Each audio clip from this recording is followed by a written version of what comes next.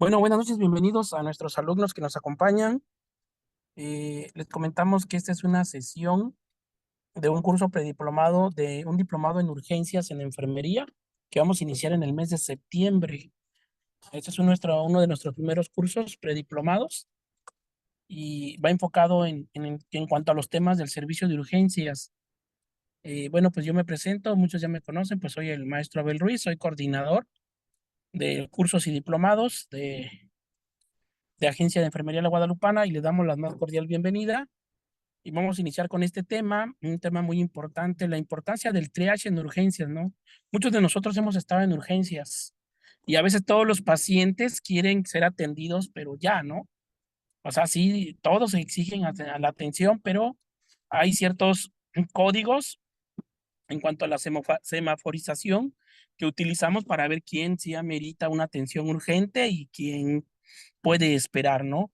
La sesión de esta noche pues trata sobre este tema a cargo de la licenciada en enfermería Sheila Montero Luis y ella nos va a dar este tema. Ella también va a ser la profesora titular del diplomado y pues esperemos que el tema sea de su agrado. Asimismo les compartimos que el tema es una sesión que va a quedar grabada y pues por ahí les vamos a compartir el link de la sesión grabada y también si alguien desea obtener su constancia con un valor curricular de 2 horas, tiene un costo de 200 pesos.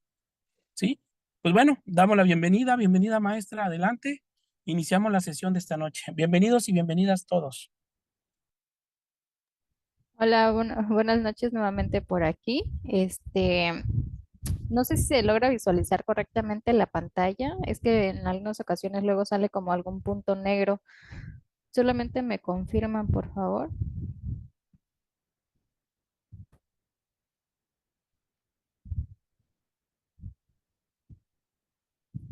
Sí, maestra, se ve excelente. No hay ningún punto negro. Todo bien. Adelante. Ok, ok, muchas gracias, maestro. Bueno, buenas noches. Saludos a todos. Como lo comentó el maestro Abel, mi nombre es Sheila Montero Luis. El día de hoy vamos a abordar un tema de suma importancia. Yo creo que hasta debe de ser considerado como cultura general, porque para este tipo de temas realmente en enfermería no necesitamos como tener un perfil específico. Y a esto me refiero a que no necesariamente debemos de estudiar, por ejemplo, una carrera o una especialidad en urgencias, una especialidad en cuidados intensivos. Este tipo de temas es un tema general que todos los enfermeros debemos de dominar. ¿Por qué? Porque sobre todo actualmente, ¿no? Actualmente que en los hospitales, o sea, ya no es como, bueno, tú tienes este perfil, te vas a tal área, sino que lo que se está realizando ahorita es como que todos los enfermeros deben de rotar y conocer cada una de las áreas, porque esto favorece muchísimo al área hospitalaria, porque cada uno de los enfermeros básicamente se va formando y va aprendiendo, ¿no? De todas estas acciones que se van presentando en el ámbito hospitalario, independientemente de los servicios. Pero bueno, el día de hoy, el tema, como bien lo mencionaba el maestro Abel, es la importancia del triage en urgencias. Vamos a iniciar. No sé si alguno de ustedes ya tenía como la noción de qué es lo que significa el triage. En muchas de las ocasiones, una de las preguntas, más bien la pregunta más común que suelen hacer en la mayoría de los ámbitos es ¿qué es el triage? ¿No? No sé si alguno de ustedes, a alguno les han preguntado qué es el triage, si conocen el triage, si hasta ahorita están escuchando sobre el triage. Pero bueno, resulta que el triage es un término francés que se acuñó más o menos por ahí de los años de antes de, después, perdón, después de Cristo, en las batallas napoleónicas, como ustedes logran observarlos aquí. Realmente este término nació en este contexto, nació en este ambiente. ¿Por qué? Porque en estas batallas había muchísimos heridos. Entonces el comandante de Napoleón lo que decidió hacer es priorizar a los pacientes que realmente necesitaban una atención.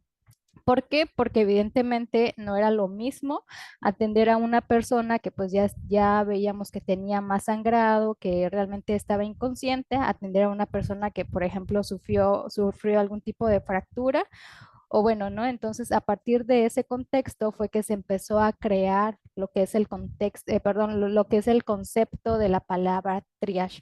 Y pues como les había yo mencionado, nace a raíz de todas estas cuestiones de batallas napoleónicas y posteriormente, como vieron que este sistema era totalmente efectivo, las demás personas empezaron a observar y le dijeron, ah, no, sí funciona el hecho de andar priorizando, de andar categorizando esta atención.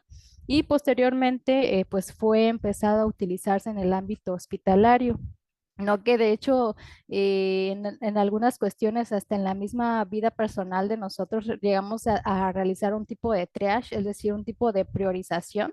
Y un ejemplo muy claro es, por ejemplo, cuando le prestamos una atención a una persona que nos interesa y cuando no le prestamos atención a una persona, pues totalmente que no nos interesa, ¿no? Entonces, creo que en todo momento nosotros tratamos de realizar esta priorización, pero también pues el ámbito hospitalario no queda exento de, y esto favorece porque más adelante vamos a visualizar que en el ámbito médico, una de las primeras razones por las cuales se empezó justamente a utilizar este sistema era porque no existía, o más bien tampoco existe actualmente una adecuada, un adecuado material y adecuado equipo para la atención de pacientes.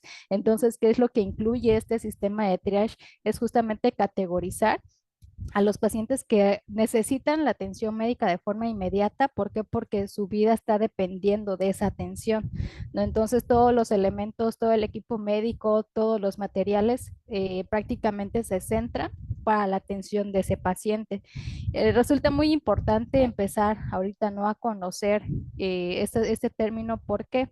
Porque pues los accidentes realmente están al pie del día, nosotros no sabemos cuándo va a suceder y como les mencionaba yo al inicio, ese tema realmente debe ser considerado como una semejanza de cultura general, es decir, que todos debemos de tener el conocimiento o más bien las bases mínimas para poder identificar esto. Entonces, teniendo este preámbulo de introducción, ahora sí vamos a ver, ¿no?, qué es lo que menciona. Diferentes referencias bibliográficas e incluso la guía de práctica clínica, si por ahí lo quieren revisar, porque sí existe una guía de práctica clínica sobre el triage, menciona la parte conceptual que el triage es un proceso que permite, en primera instancia, la gestión del riesgo clínico para manejar adecuadamente la seguridad de los flujos del paciente cuando las demandas y las necesidades clínicas superan los recursos materiales que están dentro del hospital. Ahora bien, ¿qué es lo que quiero que entiendan de esta diapositiva? Es que el triage realmente es un proceso en donde vamos a seleccionar, o como ustedes lo quieran ver, vamos a seleccionar, vamos a priorizar, vamos a categorizar, son sinónimos que se pueden ocupar para el término triage. Vamos a verificar, ¿no?, a valorar cuáles realmente o quiénes son realmente los pacientes que ameritan esta atención hospitalaria, porque como bien igual lo mencionaba el maestro Abel, ¿cuántos de aquí no nos hemos topado que en el ámbito hospitalario llega un paciente con dolor? Y realmente me imagino que la mayoría de aquí hemos sentido esa sensación de dolor, que es una sensación, perdón, muy fea, que queremos que se nos quite, ¿no? Pero desafortunadamente el dolor no entra dentro de las emergencias médicas, que más adelante justo vamos a ver igual estos términos, la diferencia de urgencias y emergencias médicas, pero pues de antemano entender que la palabra triage siempre lo vamos a relacionar justo a estos términos, ¿no? ¿Por qué? Porque necesitamos conocer, necesitamos saber quién es el paciente que realmente amerita esta atención médica. Y para eso, en la mayoría de los hospitales, vamos a apoyarnos de lo que es esta imagen. Y bueno, va a depender muchísimo porque igual más adelante vamos a ver que existen diferentes tipos de triage, pero usualmente lo que se intenta realizar es apoyarnos de lo que es esta imagen, sobre todo de la semaforización, y vamos a visualizar que en la mayoría de las ocasiones el color rojo siempre, siempre, siempre se va a asociar a aquellas emergencias, es decir, aquellas situaciones que tienen o ponen más bien en riesgo inminente la vida o las funciones vitales del paciente. También podemos ver aquellas alteraciones que las vamos a catalogar dentro del rubro de color amarillo, que aquí no necesariamente pues existe un riesgo eminente de la vida del paciente, pero que si no actuamos de forma concreta y rápida, también a cualquier patología, cualquier alteración puede progresar y pues puede finalizar con la muerte del paciente. Y finalmente, pues también vamos a tener la tercera semaforización, pues que corresponde al color verde, que aquí pues básicamente el paciente va a ser un paciente estable, un paciente normal, pero que pues va a tener por ahí alguna alteración. Y algo muy principal de esto es que esa alteración pues no va a comprometer ni la vida ni la función vital del paciente. También vamos a observar más adelante que dependiendo de la semaforización se le va a atribuir un tiempo específico que puede esperar el paciente. Desafortunadamente, nosotros los mexicanos tenemos una mala cultura porque nos desesperamos muy rápido. O sea, yo pienso de que el hecho de que una persona entienda que existe en el ámbito clínico un, un, eh, un, un instrumento que se encarga de categorizar las prioridades en cuanto a la atención médica suele ser muy difícil porque no entendemos y nosotros pensamos que lo que estamos viviendo es pues debe de solucionarse pronto, ¿no? Cuando en realidad pues no nos ponemos en el lugar de otra persona que le está pasando peor, que por ejemplo que sí necesita realmente la atención médica. Y no es que se nos niegue la atención, claro está, nunca se nos va a negar, sino que pues realmente debemos de entender que existen tiempos para eso. Y pues bueno, de la mano igual de toda de este tema que involucra el triage, por ahí nos vamos a encontrar con lo que es la norma oficial mexicana 027 SSA 3 2013, que se encarga de la regulación de los servicios de salud y todos aquellos criterios que pues abarcan el funcionamiento y la atención de los servicios de urgencia. ¿Por qué menciono esta norma? Porque justamente en la norma vamos a encontrar este pequeño párrafo que menciona que para que toda atención médica de urgencias sea proporcionada adecuadamente, debe de ser con calidad y seguridad. Y es necesario que este tipo de atención de calidad y seguridad se preste en los sectores públicos, sociales y privados. Y esto pues en algunas ocasiones va a variar muchísimo. ¿Por qué? Porque desafortunadamente en el ámbito hospitalario no contamos con el material adecuado o no es suficiente. Entonces, ese tipo de cuestiones van a reducir el hecho de que nosotros podamos otorgar una atención de calidad. Otra cosa de que igual es muy importante y que más adelante lo vamos a ver es que realmente el personal de enfermería no se encuentra capacitado para poder identificar cuáles son aquellas alteraciones que realmente necesitan una atención médica inmediata, ¿no? Entonces, es necesario empezar a entender, perdón, pues este tipo de diferencias, ¿no?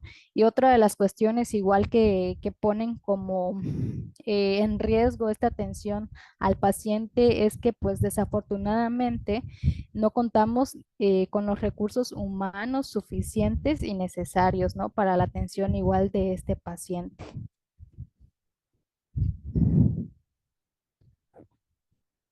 Si nosotros nos ponemos a revisar lo que dice la norma, nos vamos a encontrar con la definición de lo que es una urgencia, ¿sale? Pero la norma no nos menciona que es una emergencia. Sin embargo, la urgencia, si en algún momento por ahí les llegan a preguntar la parte conceptual de la urgencia referente a la norma oficial mexicana, lo que menciona la norma es que la urgencia es aquella situación en la que pues depende situación de riesgo en la que depende la vida o las funciones vitales del paciente. Sin embargo, si nos ponemos a revisar las diferentes referencias bibliográficas y siendo aún más específicos, y que esto justo es una de las partes muy importantes en el hospital, ¿no? Porque cuando llega un paciente y observamos qué es lo que trae, de inmediato la clasificación que realizamos de forma mental es, o más bien la pregunta que nos realizamos ¿es una urgencia o es una emergencia? Pero necesitamos saber el concepto de estas dos y para eso logramos ver en la diapositiva y también es una pregunta que les hago a las personas que están el día de hoy.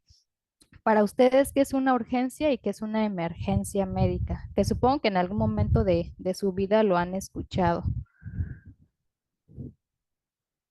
Por ahí no sé si alguien quiere ser tan amable de responder qué es una urgencia y qué es una emergencia médica sin...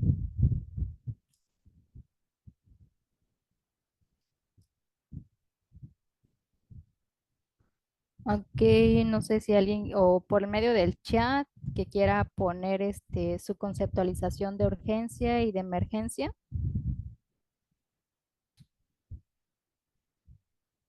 A ver, Rosita Blanca, ¿gustas participar? No importa que no que no sea algo concreto. Es decir, con lo que tú tengas de idea, que es una urgencia, que es una emergencia. ¿Alguien por ahí que nos quiera apoyar comentándonos?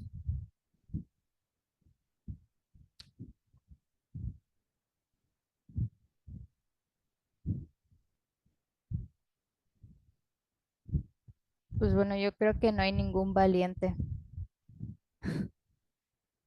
A ver, ¿quiénes fueron los valientes? Adaí Sánchez y Guadalupe. A ver, Adaí comenta, emergencia es aquella situación que pone en peligro la vida a función de un órgano. Muy bien, emergencia es una condición que merita el tratamiento inmediato. Muy bien. Entonces sí tienen las nociones de lo que es una urgencia y una emergencia. Emergencia necesita ser atendida en corto plazo. Ok, ambas necesitan ser atendidas, pero vamos a ver cuál es la diferencia puntual. Como pueden ustedes observar los conceptos, vamos a tener la palabra emergencia y la palabra urgencia. Cuando se presenta una emergencia, debemos de actuar de forma ya, es decir, cuando tengamos alguna situación en donde corre el riesgo que perdamos a la persona o que perdamos alguna función de algún órgano en esa persona, debemos de actuar de forma inmediata y a eso se va a catalogar como una emergencia. Ahora bien, cuando existe la aparición de un problema, pero ese problema va progresando de forma lenta y no llega a alterar una función y no llega a poner en riesgo la vida del paciente, la vamos a catalogar, perdón, como una urgencia médica. Una forma rápida para que ustedes logren entender estos conceptos es justamente con los términos que manejamos cuando una persona presenta una crisis hipertensiva. Sale una crisis hipertensiva, se va a catalogar como una urgencia o una emergencia médica. Cuando hablamos sobre una emergencia médica en el ámbito de crisis hipertensiva, estamos haciendo énfasis de que ya existe daño a un órgano blanco. ¿Y cuáles son esos órganos blancos? Bien puede estar afectado el cerebro, causando lo que es un EBC de tipo hemorrágico, bien puede estar afectado el corazón, causando lo que es un infarto, bien puede estar afectado el riñón, causando una insuficiencia renal aguda y también puede afectar lo que son los vasos sanguíneos, ahí están los cuatro órganos blancos, y al afectar los vasos sanguíneos nos puede causar algún tipo de aneurisma, que es la pérdida de la paralelidad de la arteria y eso pues si se pierde la pérdida de la paralelidad, perdón, puede causarnos una hemorragia. Entonces, recapitulando y siendo más puntual, cuando se presenta una emergencia de tipo, haciendo énfasis en la parte de crisis hipertensiva, existe un daño a órgano blanco y si ustedes aquí ya han tenido esa experiencia, logran visualizar de que los médicos en el área de urgencias actúan de inmediato. Y también va a depender del tipo de situación o el tipo de, del tipo de situación clínica que se presente. Por ejemplo, si llega un paciente con una disección aórtica, pero al momento de checarle los signos vitales en el triage, vemos que su presión está por arriba de 210 sistólica y 120 diastólica. catalogamos como una emergencia médica, una crisis hipertensiva de tipo emergencia médica porque ya existe daño a órgano blanco y ahí la atención debe de ser menos de 5 minutos. Y de igual manera, si presenta, por ejemplo, un evento cerebrovascular y el factor común que tenemos aquí es que existe un aumento en cuanto a la presión sistólica y la presión diastólica. De igual manera, la guía de práctica clínica menciona que la atención médica no debe ser más de 10 minutos. ¿Sale? Entonces, en cuanto a la urgencia médica, también tomando el punto de las crisis hipertensivas, se puede presentar una crisis hipertensiva de tipo urgencia médica cuando específicamente no exista daño a órgano blanco y algo principal y fundamental para el tipo de urgencias es que el tratamiento puede alargarse hasta las 24 horas, es decir, que aquí no es necesario disminuir la tensión arterial de forma rápida, lo cual sí es necesario en las emergencias, y también recalcar que en las emergencias médicas el tratamiento realmente es por vía intravenosa, lo cual no sucede en una urgencia médica, en una crisis hipertensiva de tipo urgencias, ¿no? Se le da este plazo de 24 horas, incluso hasta 48 horas, y el paciente puede irse a su domicilio a descansar porque realmente no tiene una afección a órgano blanco. Entonces, de forma puntual, eso sería como un ejemplo para que ustedes logren identificar pues la diferencia entre una urgencia y una emergencia médica. ¿Sale? ¿Alguien aquí no le quedó claro ese concepto o todo bien?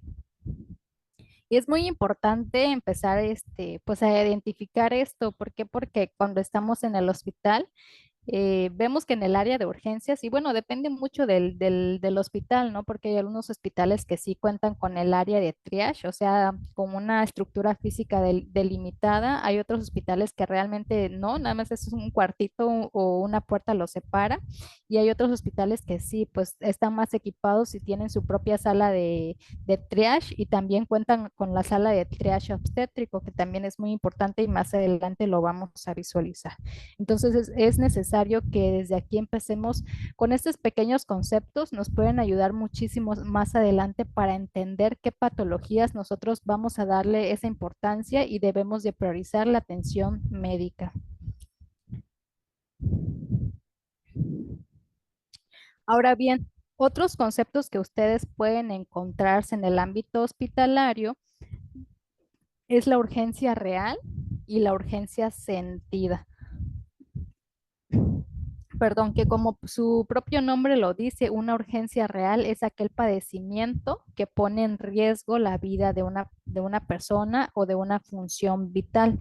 Ahora bien, una urgencia sentida es aquel padecimiento que realmente no pone en riesgo la vida del paciente o de un órgano, pero para el paciente es algo indispensable que debe de solucionarse, ¿no? Y esto es algo muy común en la parte en cuando nosotros estamos atendiendo a los pacientes que nos llegan, por ejemplo, refiriendo un dolor, que dicen, no, ya no puedo, un dolor tipo cólico, por ejemplo, ¿no? Que llegan y dicen, no, es que ya no puedo con este dolor y necesito que el médico me atienda. Pero ese tipo de situaciones realmente no pueden considerarse como una urgencia real, porque porque realmente el paciente pues no tiene alteraciones en las funciones vitales, que es algo muy importante igual, valorar cómo se encuentran las funciones vitales de este paciente. Entonces, a partir de esto, pues no realmente no podemos categorizar al paciente para que pueda ser atendida de forma inmediata. Y esto, como les comentaba, ¿no? Es algo muy común que vivimos en los hospitales, que llega un paciente refiriéndonos, por ejemplo, vómito, que quieren atenderse de forma inmediata, ¿no? O que llegan refiriendo otro tipo de padecimiento y que sí o sí quieren que se la atienda en el momento. Sin embargo, pues para eso justamente se estableció el sistema de triage para darle la prioridad a las personas que realmente necesitan esa atención y pues para quienes no, esperar, ¿no? Esperar a que se le otorgue esa atención.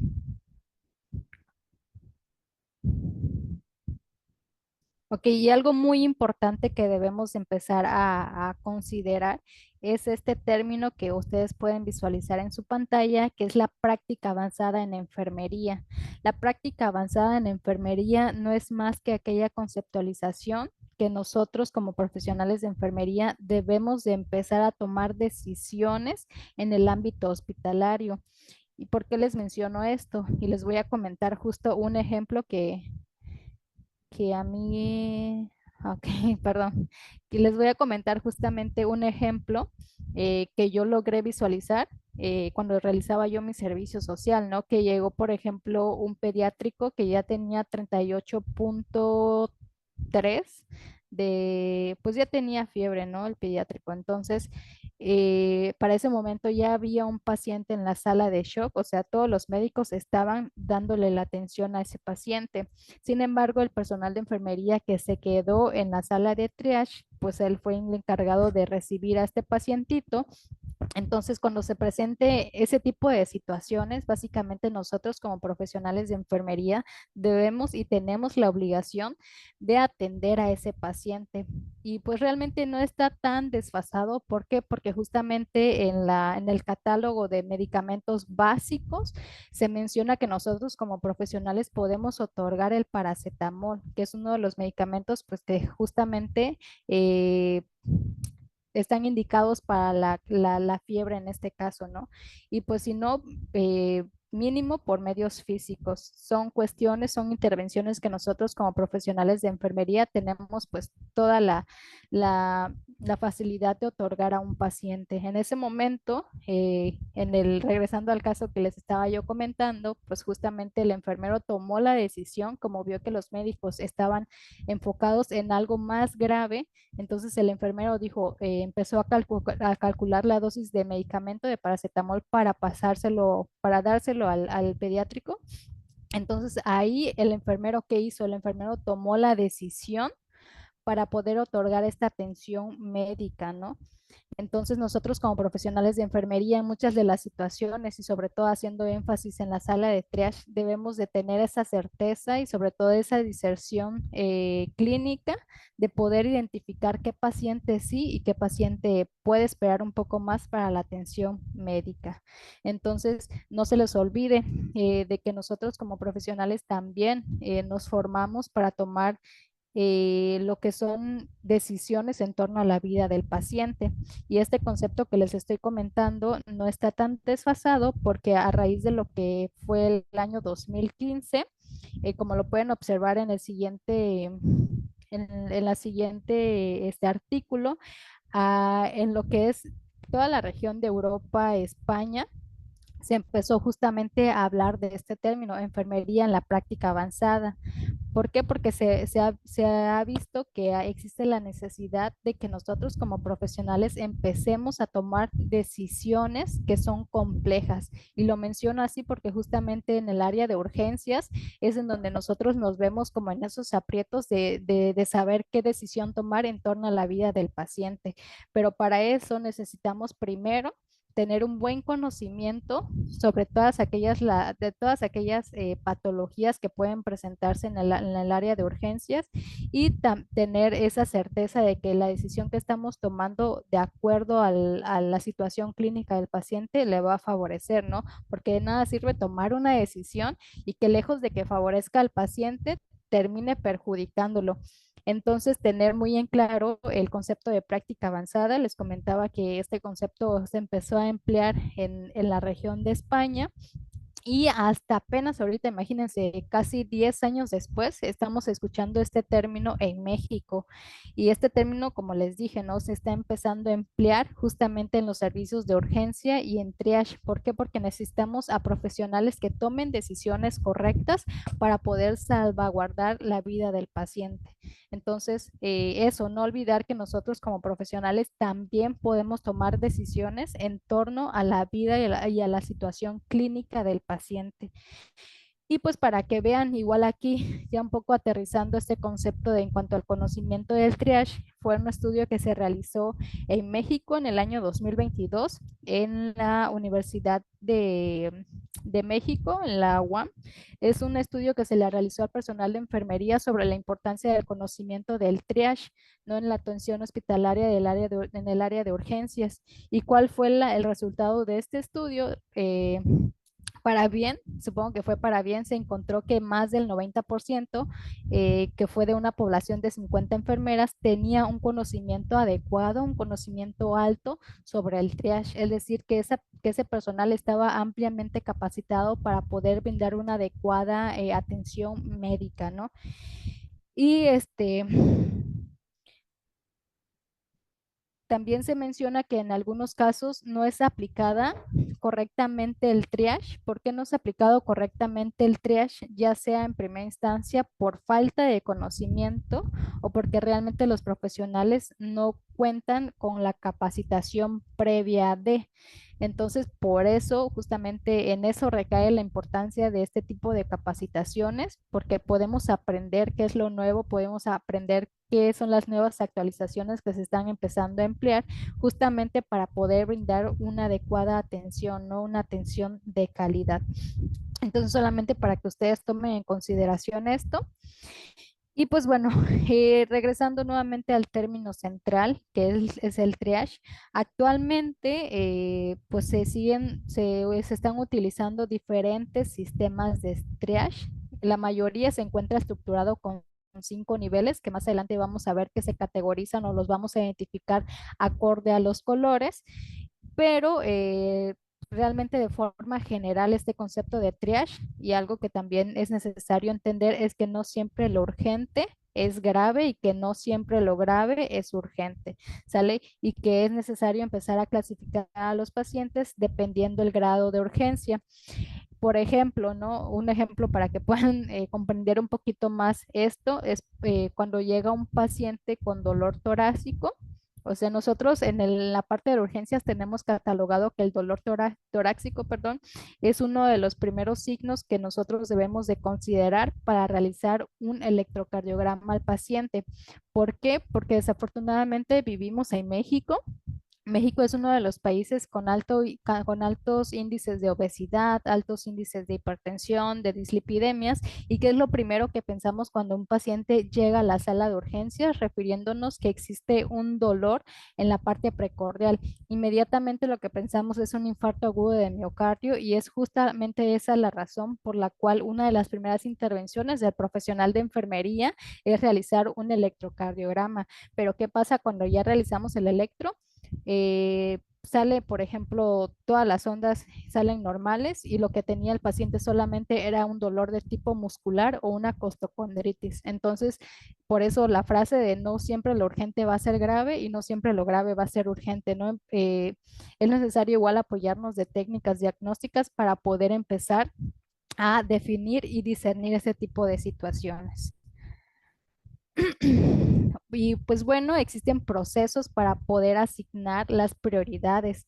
Este proceso se divide en 4 etapas. La primera es cuando ingresa un paciente a la sala de triage. ¿Qué es lo que vamos a realizar primero? Vamos a realizar una evaluación rápida de la vía aérea. Y estos igual y se les puede incluso relacionar, ¿no? Con el ABC cuando, por ejemplo, tratamos a un paciente de forma prehospitalaria y de forma hospitalaria.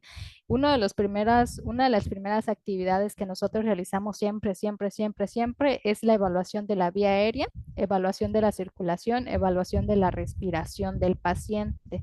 ¿Por qué? Porque esto nos permite, pues, ver, nos permite conocer qué tipo de situación está atravesando el paciente o qué fue lo que detonó la situación por la cual el paciente está atravesando el problema de salud, ¿no? Otro de los puntos que se menciona en la referencia bibliográfica, que es el segundo, pero yo considero que es el tercero y que en muchas ocasiones nosotros igual nos desfasamos. ¿Por qué? Porque llega un paciente al servicio de urgencias y bueno, realizamos lo que es una anamnesis, no una anamnesis dirigida, que en este caso con solamente ver al paciente ya podemos obtener demasiada información, ¿no? Entonces, el segundo paso es realizar pues preguntas al paciente, por ejemplo, si trae dolor, cuándo inició, cómo inició, qué lo detonó o qué cosas lo relajan, ¿no? Empezar a preguntarle al paciente por los antecedentes de la patología.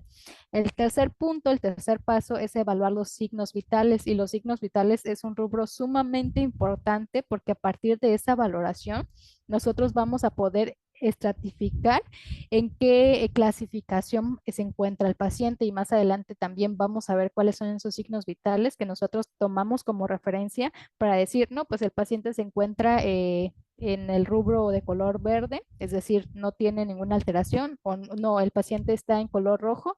¿Por qué? Porque su presión arterial es más de 210 sobre 130 milímetros de mercurio y aparte presenta estos signos, esto y esto. Entonces, es muy importante también conocer cuáles son los parámetros vitales normales, porque imagínense, si no sabemos qué es lo normal, ¿cómo vamos a identificar lo anormal, ¿no? Entonces es muy importante porque la mayoría de los sistemas de triage justamente incluyen las alteraciones de los signos vitales. Y como cuarto punto, pues es la asignación de tratamiento del servicio de urgencias. Por ejemplo, si llega un paciente con una hemorragia, eh, no sé, porque fue cuerneado en alguna fiesta por algún toro, llega a urgencias, el paciente tiene hemorragia, le checamos los signos vitales, bueno, valoramos primero vía aérea, valoramos la ventilación, valoramos la circulación, pasamos a lo que son los signos vitales, vemos que la presión arterial está súper disminuida apenas y empezamos a sentir los pulsos distales y pues vemos a un paciente diaforético, sudoroso, vemos toda esta clínica de lo que es lo que conlleva una hemorragia, ¿no? Directamente, ¿cuál sería el servicio al cual mandaríamos al paciente? Porque no, o sea, no lo pasaríamos a que esté en la sala de urgencias para observación, ¿no? Sabemos que tiene una patología que demanda una intervención quirúrgica de forma rápida, porque de eso depende la vida del paciente. Entonces, directamente lo mandamos al servicio de quirófano. Y de hecho, si nosotros nos ponemos a verificar ahí la parte administrativa, vamos a observar que justamente la sala de urgencias, quirófano, rayos X, son servicios que deben de estar siempre juntos en un hospital, justamente por este tipo de situaciones que llegan a presentar los pacientes. Entonces, este punto va a variar. ¿Por qué? Porque puede ser que de triage pase a urgencias a observación y de observación el paciente se lleve al servicio de hospitalización o medicina interna, o también, como les mencionaba, ¿no? Que de triage pase directamente al servicio de cirugía por el tipo de patología que presenta el paciente. Entonces, ese es el proceso de asignación de las prioridades que se le debe de realizar. Ahora bien, es importante también tener en consideración las funciones del triage. En primera instancia, ¿cuál es la función del triage? Identificar o la identificación de pacientes en riesgo vital, ¿sale? También asegurar la priorización en función del nivel de clasificación. ¿Qué quiere decir esto? Pues que adecuadamente nosotros estemos valorando acorde a aquellas funciones vitales alteradas en el paciente, porque en muchas de las ocasiones, y sí ha pasado, que nosotros creemos que realmente el paciente necesita una atención de forma rápida, pero pues no realizamos bien la estratificación de los signos vitales, ¿no? Otra de las funciones del triage es asegurar la reevaluación de los pacientes que deben de esperar. Y este punto también es muy importante y más adelante lo vamos a ver con un ejemplo eh, que voy a repetir la palabra ejemplo, por ejemplo, cuando llega un paciente, llega al servicio de urgencias, lo catalogamos, lo revisamos, lo valoramos, le checamos signos vitales y nosotros lo catalogamos como un paciente estable. Sin embargo, en ese periodo en el que el paciente está esperando, ese paciente puede empeorar y ahí es necesario realizar una reevaluación o una revaloración para pues otorgarle la atención al paciente.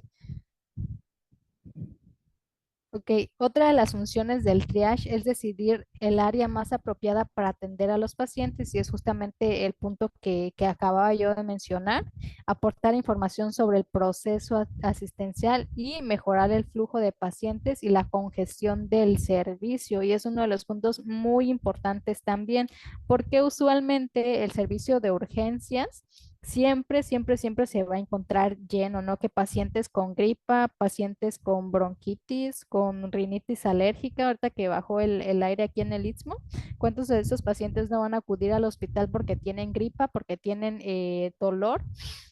O porque realmente no pueden respirar, ¿no? Entonces, el triage también nos va a servir pues como esa herramienta para descongestionar el servicio, es decir, para ir depurando lo que sí necesita una verdadera atención y lo que no. Pero desafortunadamente, retomando la parte de que somos mexicanos, nosotros no entendemos, realmente no entendemos de que pues existe esta priorización, ¿no? De los pacientes que ameritan una atención de forma inmediata, pero creemos de que pues solamente porque somos nosotros debemos o se le debe, nos deben, perdón, de dar esa atención médica. Entonces, eso es otra de las funciones del triage. Y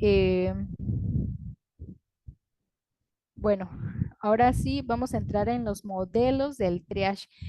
Si nosotros nos ponemos a revisar las referencias bibliográficas, vamos a encontrar un sinfín de sistemas que nos hablan sobre el triage. Todos están enfocados a categorizar, a priorizar aquellos pacientes que realmente necesitan esa atención médica. Entre las más comunes, ustedes pueden observar las que se ven en pantalla, pero las más utilizadas y las vamos a ver igual es la de el sistema Manchester, ¿sale? Hoy. El Manchester es uno de los sistemas de triage que más se utilizan y no solamente en México, se utilizan en diferentes partes de Latinoamérica como Brasil, que de hecho existen varios estudios por ahí, igual si lo quieren ir a revisar, existe como el contraste de la aplicación de esta escala, porque muchas de las ocasiones, ¿qué es lo que realiza el hospital? Ya salió esa escala validada porque anteriormente fueron escalas que pues se pusieron como a prueba mediante estudios, ¿no? Para determinar la eficacia. Entonces ya son escalas validadas y qué es lo que realizan en muchas de las ocasiones o qué es lo que se realizan es que los hospitales lo toman y básicamente lo adaptan a su población porque recordemos que pues la escala de Manchester fue propuesta en España, entonces no es lo mismo la población de allá, no son los mismos los accidentes de allá que los accidentes de acá, ¿no? En México. Entonces, básicamente van a observar que en algunas ocasiones los hospitales, sobre todo privados y en algunos hospitales también van a adaptar y van a realizar pequeños cambios a ese triage. ¿Por qué? Porque quizá la población en donde ellos se encuentran es diferente y algunos rubros realmente no aplican. ¿No? Pero pues vemos aquí en primera instancia el triage que se utiliza, por ejemplo, en el IMSS. Vemos que son alrededor de 5 colores, en donde el rojo ya es una situación muy grave, en donde el paciente realmente necesita una atención de forma inmediata. También podemos observar el color naranja, el color amarillo. Aquí el color naranja pues se define o se conceptualiza como una situación grave que requiere una valoración médica inmediata y puede tardar aquí hasta 10 minutos. Sale el color amarillo que el paciente debe esperar mínimo 30 minutos y aquí el paciente requiere una valoración para poder descartar, perdón, problemas que puedan afectar la vida de ese paciente. Pues vemos también finalmente el color verde, que aquí el paciente puede esperar hasta 120 minutos, ¿no? Y aquí realmente pues no existe como un riesgo vital. Y también tenemos el color azul, en donde esta situación no es urgente, es decir, el paciente puede esperar más de 120 minutos, más de 2 horas, para poder ser atendido por el médico familiar.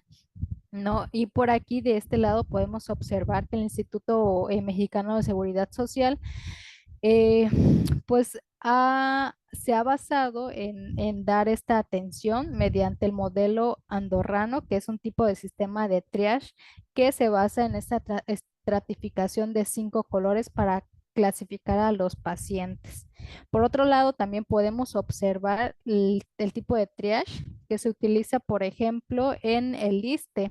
Y por aquí también vemos que a partir de la implementación de este sistema, se ha visto que realmente los pacientes que son derechohabientes al ISSSTE, se menciona aquí, que esperan alrededor de 15 minutos para ser valorados. Y algo muy importante, igual, y no sé si lo comenté, es que justo lo menciona igual la NOM de la atención de urgencias, es que un paciente que ingresa al triage para ser valorado mínimo debemos de tardar 5 minutos, y un paciente que ingresa a urgencias podemos tardarnos hasta 10 minutos para realizar la valoración. Y eso también es muy importante, ¿no? De tener en cuenta el tiempo en el que realizamos la valoración, porque no nos vamos a pasar ahí preguntándole hasta los antecedentes heredofamiliares al paciente, ¿no? Con el solo hecho de enfocarnos en la valoración de los signos vitales y observar cómo es el estado clínico del paciente, eso nos va a ayudar muchísimo a poder categorizar cómo se encuentra ese mismo paciente.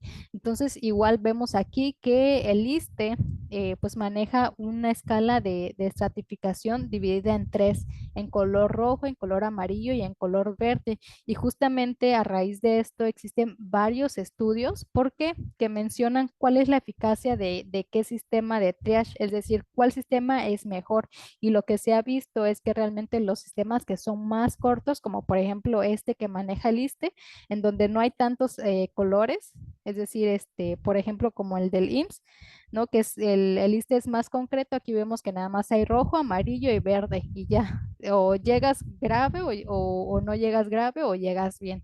¿No? Eso permite igual que nosotros podamos a actuar de forma rápida, porque imagínense que llega un paciente y nosotros estemos ahí, pues, tratando de ver en qué tipo de prioridad se encuentra. Por ejemplo, aquí, ¿no? Si es amarillo, si es verde, si es naranja, peor tantito si somos, por ejemplo, pasantes, que nos toca estar en la sala de triage, apenas nos estamos adaptando y si llega un paciente urgente, o sea, un paciente con alguna emergencia médica, como que por ahí nos cuatrapeamos y no sabemos, ¿no? En qué clasificar al paciente.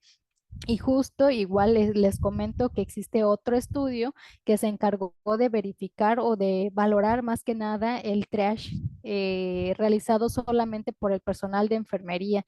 Este estudio se encargó de valorar cuál era más efectivo, si un triage aislado, es decir, en donde solamente se encuentra el personal de enfermería, o un triage en donde también se encuentra la presencia de un médico. Y justamente lo que respalda esta información es la NOM que tiene que ver con la NOM 225 de urgencias. Menciona que para la atención de un paciente que se catalogó en un criterio grave, en una situación muy grave, es necesario que esté presente un profesional médico. Para ese tipo de situaciones, sí o sí, la atención debe ser brindada por un médico experto o mínimo un médico general. Eso lo menciona la norma. Entonces, es necesario, pero realmente no se ve por la falta de personal que en el triage esté presente también un médico. Pero ¿qué es lo que pasa? En México, pues la mayoría, aquí sabemos que los encargados de realizar esta valoración es el personal de enfermería, ¿no? Entonces, pues también tomar muchísimo en consideración que es más fácil poder clasificar en grave una urgencia o un paciente que realmente no tiene una urgencia o una emergencia, es decir, un paciente estable. Es fácil, ¿no? Nosotros al identificar ese tipo de situaciones podemos decir, requiere una situación, perdón, requiere una atención inmediata, puede esperar o puede esperar al cabo de 10, 30 minutos o puede esperar más de 2 horas. Y también vemos por aquí, ¿no? Un ejemplo que les quise traer por ahí de un hospital, el Hospital General de México, doctor Eduardo Lisiaga, que ellos igual no se adaptaron su triage, en donde pues podemos observar que el color rojo, que es la prioridad uno, aquí pues se catalogan a pacientes críticos, pero que realmente son pacientes que tienen este alto potencial de ser recuperables, ¿no? Aquí la atención a estos pacientes se le da de forma inmediata inmediata. Aquí también logramos observar a la categoría número 2 y estos pacientes que también son graves y también requieren una atención inmediata, pero pueden esperar de 30 a 60 minutos. Y finalmente, pues una categoría 3 que está representado por el color verde, que aquí los pacientes pueden esperar de 2 hasta 6 horas. Aquí se le cataloga con este nombre de urgencia sentida. No, que la mayoría de las urgencias sentidas está representada, por ejemplo, con los dolores de cabeza, el dolor de diente, que es uno de los más frecuentes. Por ahí, no sé, alguien conoce algún tipo de urgencia sentida que nos quiera compartir, que ha visualizado que es muy común en su ámbito hospitalario, porque sí hay algunos pacientes igual que llegan, ¿no? Que quieren la atención y que realmente no tienen nada, que están en el hospital solamente porque quieren, por ejemplo, hablar con los enfermeros, que por cierto a mí me tocó una vez, que justo estaba yo en la sala de triage y llegó una señora y hasta incluso me causó como cierta gracia, ¿no? Porque yo, o sea, yo clínicamente cuando observé a la persona, fue como vi a una persona decaída, a una persona pues con un semblante así como cabizbajo, ¿no?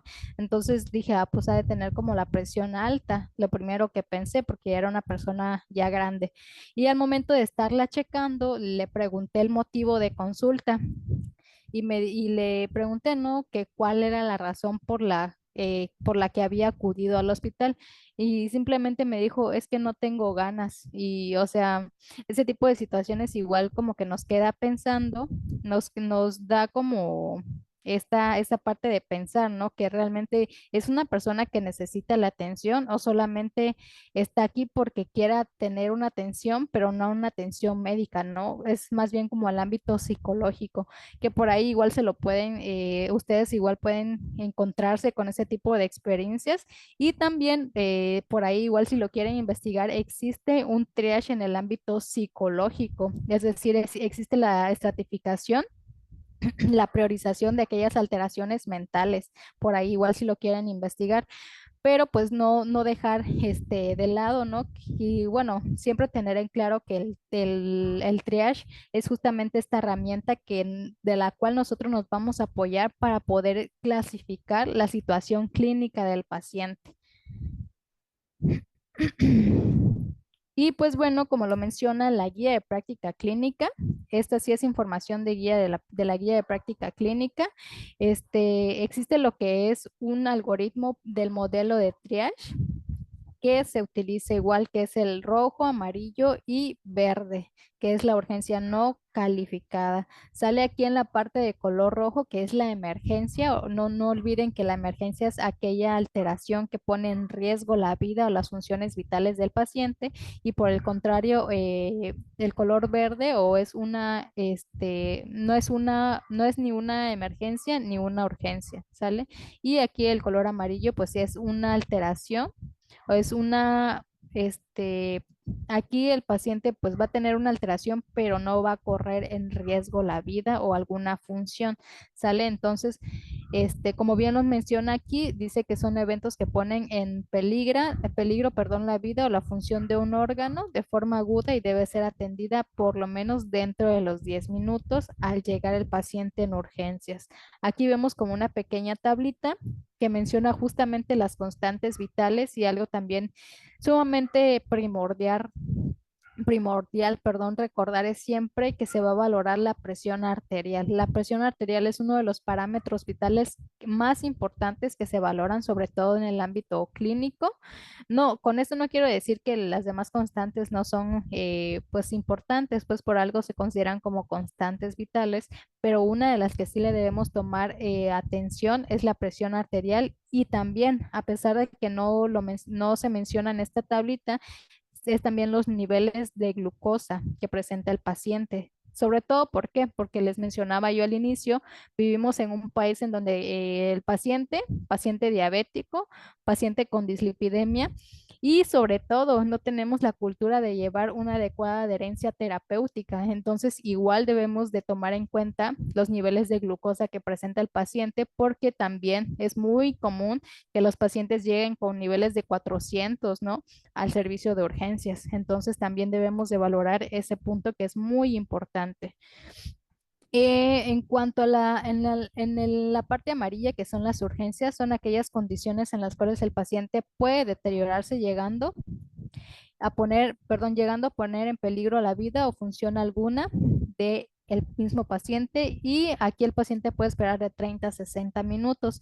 También vemos desplegada aquí como la valoración de los signos vitales, igual especial atención a a la presión arterial, a la frecuencia cardíaca, que la frecuencia cardíaca en la mayoría de las ocasiones es una de las constantes vitales más alteradas en los pediátricos que presentan fiebre. Recordemos que la fiebre en la mayoría de las ocasiones pues es como una representación de una infección, ¿no? Entonces la fiebre tiende a aumentar lo que es la frecuencia cardíaca y por ende la mayoría de los pacientitos que tienen fiebre tienen una frecuencia cardíaca más de 110 o incluso llegan a tener como ya tal una taquicardia, pero no se vayan por la tangente, es decir, no quieran atender primero la taquicardia sin antes atender la fiebre. Si nosotros atendemos la etiología, por consiguiente, la taquicardia se va a normalizar y pues la frecuencia cardíaca del paciente igual no se va a normalizar. Es un dato que debemos de tener igual a consideración, igual en los pacientes adultos o en cualquier paciente que tenga fiebre,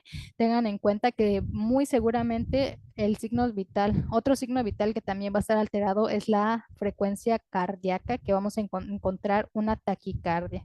¿Sale? Y también otro de los puntos muy importantes y que se abordó muchísimo, por ejemplo, en COVID, es pues la saturación de oxígeno, que a raíz de eso justo se implementó lo que era el triage respiratorio. Yo todavía logré ver el triage respiratorio en el IMSS. Realmente no les sabría yo decir si en otros hospitales lo implementaron, pero yo me imagino que sí, más por necesidad que implementaron el triage respiratorio, ¿no? Sobre todo para, justo para clasificar qué paciente necesitaba la atención médica de forma inmediata. Y también un rubro que se valora, pues es justamente la escala de coma de Glasgow. Recordemos que la escala de coma de Glasgow normal es de 15 puntos.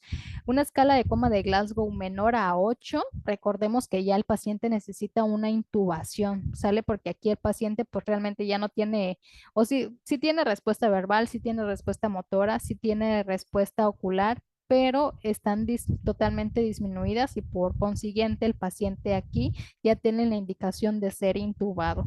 ¿Sale? Y pues finalmente podemos observar la urgencia no calificada, que son condiciones en las cuales el paciente considera que es prioritario, pero que realmente no pone en riesgo su vida. ¿No? Aquí logramos observar pues básicamente las constantes vitales normales dentro de los parámetros normales ¿no?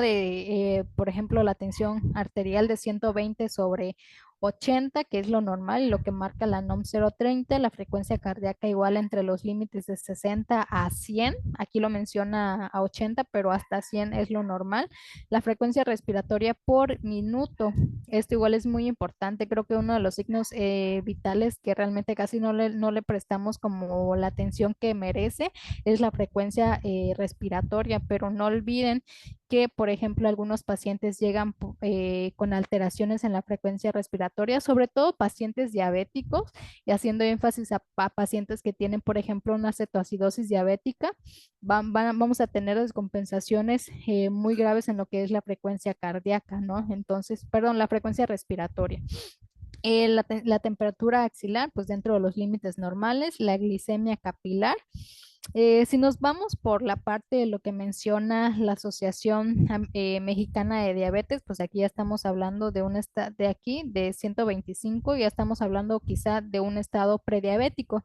Sin embargo, pues no amerita como una atención de manera urgente, ¿no? Es un paciente que, por ejemplo, se siente mal, llega en ayunas, le checamos lo que es una glicemia capilar, sale con 125, 126 El paciente se siente mal, sin embargo, pues el paciente todavía tiene este tiempo para poder revertir, ¿no? Porque de forma conceptual esto se categoriza todavía como un estado prediabético y este estado justamente se le da ese nombre porque el paciente tiene todavía las posibilidades o las capacidades, si quiere, para revertir eso y pues que no pase a lo que es un estado diabético puro.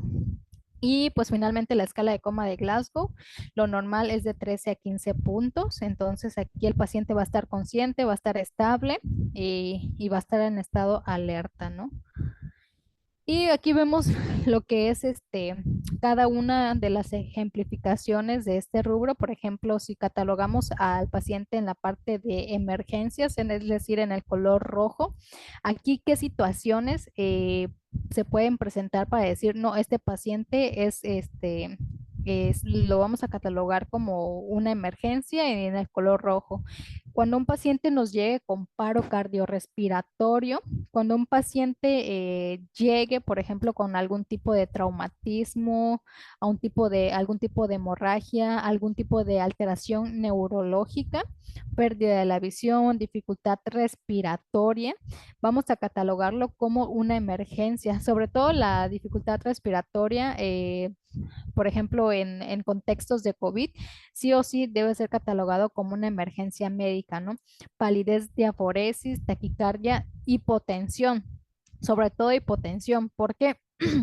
Tenemos esa costumbre, ¿no? De que cuando, por ejemplo, algún familiar o algún paciente llega con cierto grado de hipotensión, vemos que existen un sinfín de estudios, existen un sinfín por ejemplo, guías de práctica clínica, documentos que nos hablan y que nos dicen qué es lo que debemos de realizar en una persona con hipertensión, pero es muy difícil que encontremos un estudio, algún documento que nos diga qué es lo que debemos de realizar en una persona con hipotensión leve, por así decirlo, porque ya hablando de una hipotensión grave, ahí sí debemos de emplear, por ejemplo, el uso de aminas o vasopresores para aumentar el tono vascular y que por ende aumente lo que es la tensión arterial.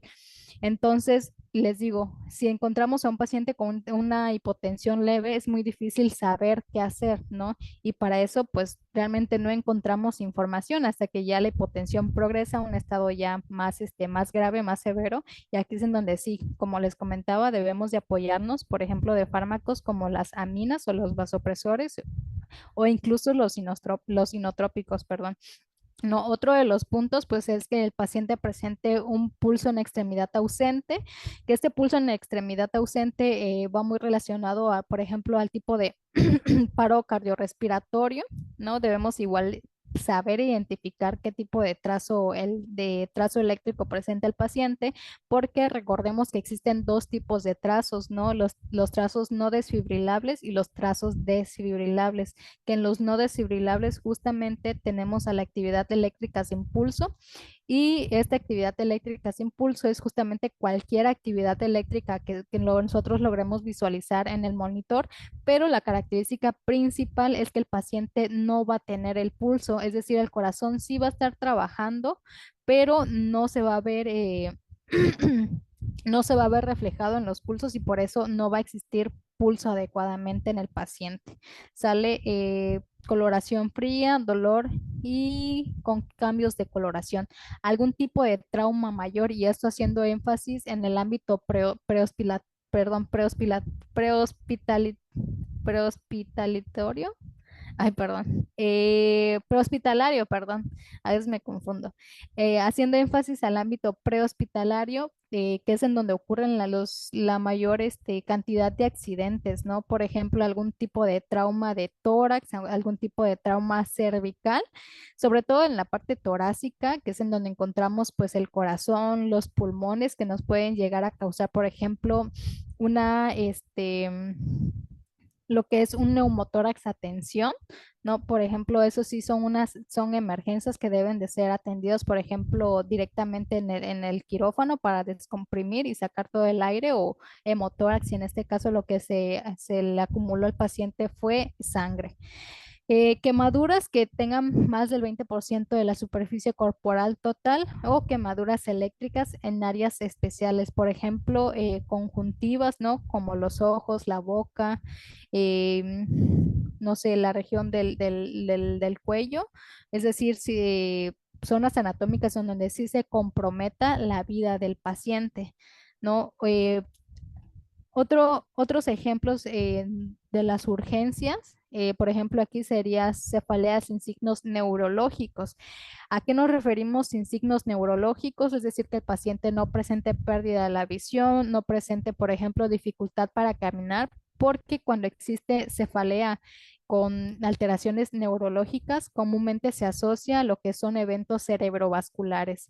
Entonces, tomar muchísimo a consideración eso, déficit neurológico mayor a 6 horas, obstrucción de la vía aérea incompleta, dificultad respiratoria moderada, dolor torácico atípico, el dolor abdominal agudo, por ejemplo, aquí lo más común es que nos lleguen al servicio de triage o al servicio de urgencias, por ejemplo, pediátricos, ¿no? Que presenten como dolor en la fosa ilíaca derecha, que lo más común es la apendicitis.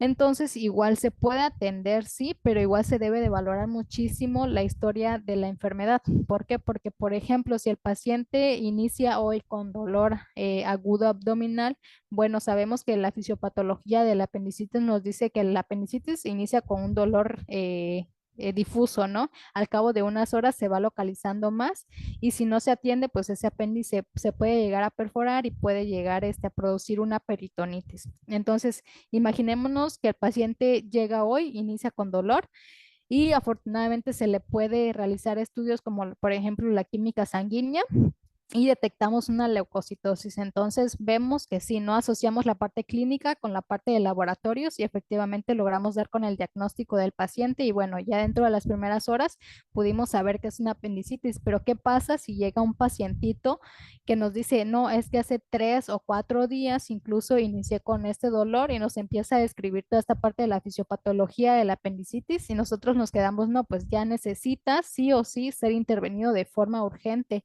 ¿Por qué? Porque ya pasaste por un periodo, entonces existe más riesgo de que ese apéndice se perfore y de que llegue a causar una peritonitis. Entonces, igual dependiendo de la situación clínica y del tiempo transcurrido, se debe de realizar esta categorización. Menciona aquí trauma menor, por ejemplo, las fracturas, un esguince, eh, pueden entrar dentro de los traumas menores, ¿no? Hemorragia moderada sin repercusión hemodinámica. ¿A qué hace referencia esto? A que el paciente, por ejemplo, presenta una cortadura, pero al momento de checarle los signos vitales no existen alteraciones ni en la presión arterial, no existen alteraciones en la frecuencia cardíaca, en la frecuencia respiratoria, es decir, el paciente se encuentra bien, le checamos la perfusión tisular, tiene una perfusión tisular correcta, que son justamente datos de una hemodinamia estable, entonces esto lo catalogamos como una urgencia. Podemos tratar al paciente pero no, su vida no corre de riesgo, ¿no? Y tampoco ninguna función vital. Pacientes con quemaduras del menos del 20% de la superficie corporal total y también aquí entran en este rubro los efectos secundarios leves de los medicamentos, ¿sale? Y pues finalmente tenemos a las urgencias no clasificadas, que es una cefalea leve, una gastroenteritis sin deshidratación con tolerancia a la vía oral. Igual aquí la gastroenteritis puede progresar, ¿no? Dependiendo de los días que lleve el paciente, pero una gastroenteritis sin datos de deshidratación, pues se puede considerar como una urgencia no calificada o no clasificada.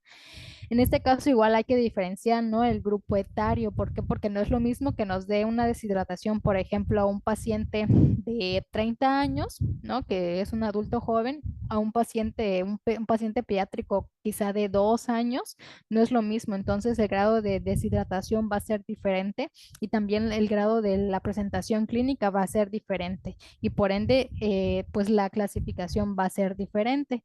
¿No? Contusiones menores, contusiones no recientes, por ejemplo, los hematomas, patologías crónicas no agudizadas, por ejemplo, un paciente que ya se conocía con diabetes y pues quiere ir, ¿no? Que algo muy, muy común que luego pasa igual en la sala de triage y de urgencias, porque es casi casi una.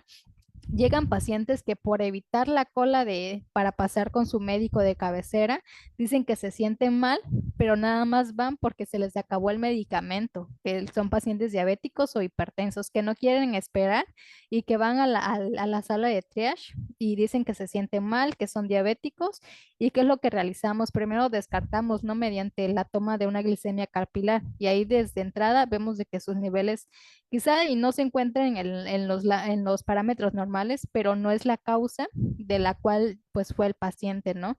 Entonces igual estar al pendiente de ese tipo de situaciones porque también pasan. Y pues como pueden observar, ¿no? Quizá todo este tipo de sistemas, pueden ser cambiantes, pueden ser dinámicos, pero lo que no cambia y es muy importante resaltar es el triage obstétrico. Sale el triage obstétrico, que estoy segura que más de uno de los que estamos presentes aquí ha llegado a observar este lineamiento técnico que nos habla sobre el triage obstétrico, el código Mater y el equipo de respuesta inmediata obstétrica. ¿Por qué menciono el triage obstétrico, perdón? Porque es muy importante, porque de esta valoración depende directamente la vida de dos seres humanos, de la mamá y del hijo, es decir, del binomio. Y resulta que el Centro Nacional de Equidad y Género y Salud Reproductiva reportó que las muertes maternas, anteriormente las muertes maternas estuvieron relacionadas con la deficiente calidad de la atención médica y un retardo en cuanto a la atención médica a nivel hospitalario. Es decir, que la persona que se encontraba en triage no podía brindar una adecuada calidad y y a pesar de eso tampoco podía, perdón, brindar lo que es un tratamiento de forma oportuna. Es decir, se tardaban en poder identificar esto y es justo una de las razones por las cuales pues justamente se animaron a escribir este lineamiento que ha sufrido modificaciones. ¿Por qué? Porque cuando llega una embarazada a urgencias, siempre estamos atentos. ¿Qué es lo primero que preguntamos? Si ya desayunó, si siente movimientos fetales. ¿Por qué? Porque una de las primeras causas de que el feto no se mueva es justamente la hipoglucemia, ¿no? Y la mujer embarazada llega y dice, no es que tengo miedo porque no siento que mi bebé se mueva, pero no, en la mayoría de las ocasiones no se asocia a algo grave, sino que realmente la persona embarazada no ha comido y por ende existe una disminución en las cifras de glucosa y el feto no se mueve, pues se vuelve un feto adinámico. ¿Pero por qué? Porque todavía la embarazadita no ha comido. Entonces es algo importante igual valorar en ese tipo de personas los niveles de glucosa y también los signos vitales. Sale y no dejar por un lado, pues que cuando llegue una persona embarazada, sí o sí debemos de prestarle más atención a ella, ¿no? Primero descartar qué es lo que tiene, preguntarle cuáles son sus semanas de gestación, cuál es el motivo de consulta, ¿no? Que igual depende muchísimo el motivo de consulta. Por ejemplo, con una persona, una persona embarazada llega refiriéndonos, por ejemplo, ardor al orinar, sensación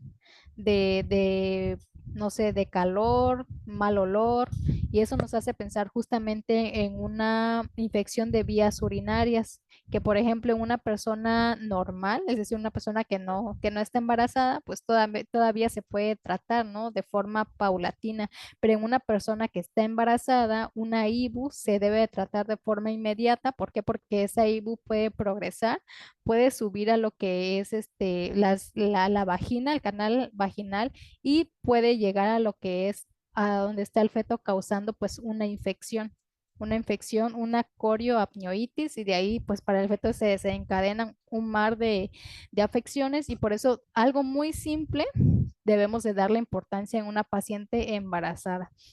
Entonces, no es lo mismo atender y valorar a una paciente embarazada y atender y valorar a un paciente que pues que no están en este periodo gravídico.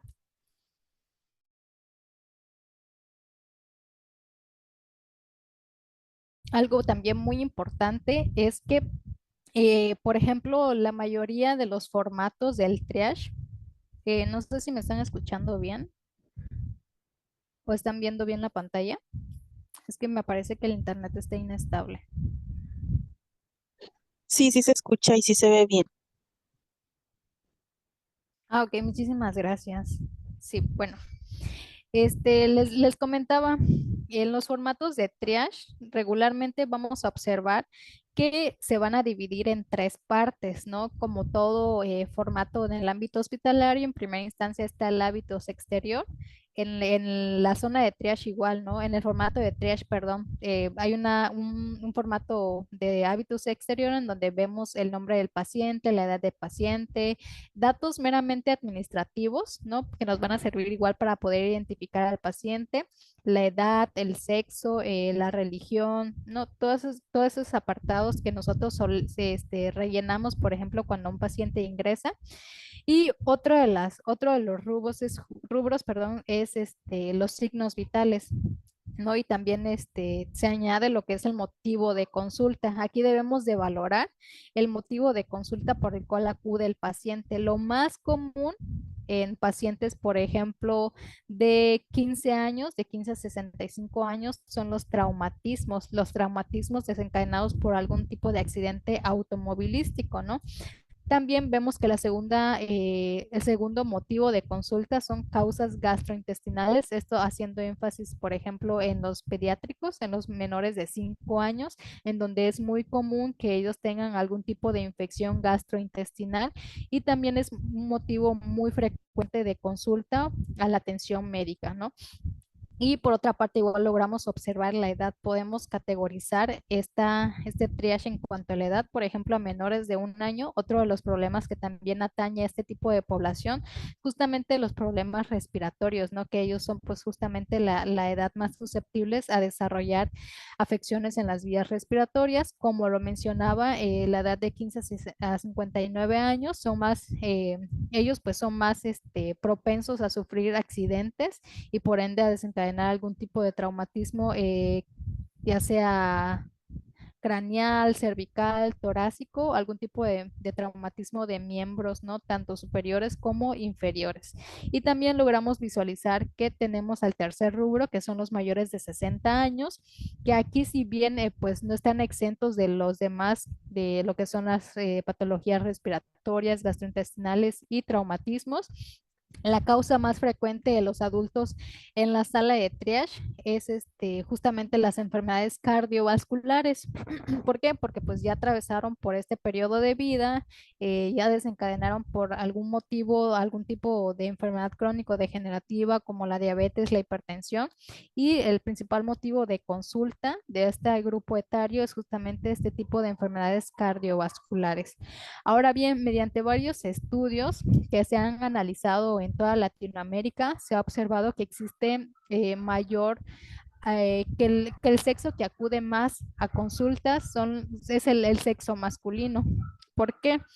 El sexo femenino también acude, pero realmente los hombres, creo yo, y bueno, el estudio lo demostró, es que los hombres realmente casi no soportan el dolor, ¿no? Y son los primeros en acudir al hospital. ¿Y qué pasa con nosotras las mujeres? Nosotras nos aguantamos los dolores, nos estamos muriendo, pero nos aguantamos y por eso justamente no podemos o no queremos ir al hospital, ¿no? Porque sabemos que tenemos cosas del hogar que hacer, lavar ropa, hacer la comida y por eso tenemos un dolor y nos quedamos calladas y creemos que en unas horas va a progresar, ¿no? O va a disminuir, perdón. Entonces, por un estudio que les comento, se realizó en toda Latinoamérica, justamente se determinó que el sexo que acude más a los servicios de triage y de urgencias es justamente el sexo masculino. Y pues aquí, como ustedes pueden visualizar, que esto es una tablita muy importante.